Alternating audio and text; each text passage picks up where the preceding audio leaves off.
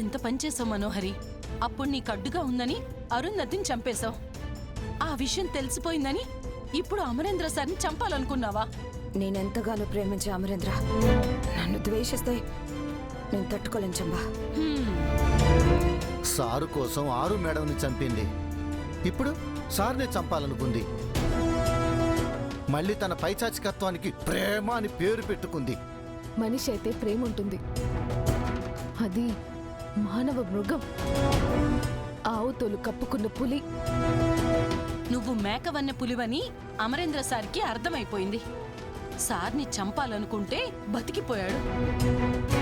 మళ్ళీ ఏ రైట్స్ తో ఈ ఇంట్లోకి వచ్చావు? నేనే అమరేంద్రకి యాక్సిడెంట్ చేశాను అని అనడానికి ఏ ప్రూఫ్స్ లేవు చంబా. ఖచ్చితంగా ఆ రాక్షసి సార్ని పొట్టను పెట్టుకోవాలనుకుంది. అందులో ఎలాంటి డౌట్ లేదు మిస్సమ్మ. హాస్పిటల్లో దాని ఓవర్ యాక్షన్ చూడగానే నాకు అర్థమైపోయింది రాథోడ్. నువ్వు ఆపకపోయి ఉంటే అక్కడే దాన్ని అంత చూసేదాన్ని. అంతా చేసి మళ్ళీ దానికి ఏమీ తెలియనట్టు నటిస్తుంది. నువ్వు యాక్సిడెంట్ చేశావని బాగీ మేడంకి రాథోడ్కి తెలియకపోయినా సార్కి నీ గురించి తెలిసిపోయింది కదా. ఆయన కళ్ళు తెరవగానే నిన్ను తుపాకీ తీసుకుని కాల్చి చంపేస్తాడు. అమరేంద్రకు ఆ ఛాన్స్ ఇవ్వను.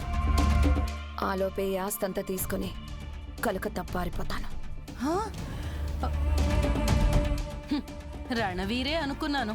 నీకు ఆస్తి పిచ్చుందా? అమరేంద్ర దక్కకపోతే అమర ఆస్తినైనా దక్కించుకోవాలి కదా. ఖచ్చితంగా మనోహరి డబ్బు కోసమే తిరిగొచ్చుంటుంది. దానికి ఆస్తిపై ఆశ ఉందని నాకెప్పుడో తెలుసు.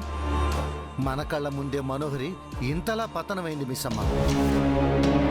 అనామకురాలుగా పుట్టి ఆశలు పెంచుకుంటూ పెరిగింది. తనకు దక్కాల్సిన అమర్ సార్ ఆరు మేడకు దక్కారని ద్వేషం పెంచుకుంది. పగపట్టి ప్రాణ స్నేహితురాలైన ఆరు మేడవనే చంపింది. ఆరు మేడం స్థానంలో వచ్చిన మిమ్మల్ని అష్ట కష్టాలు పెట్టింది.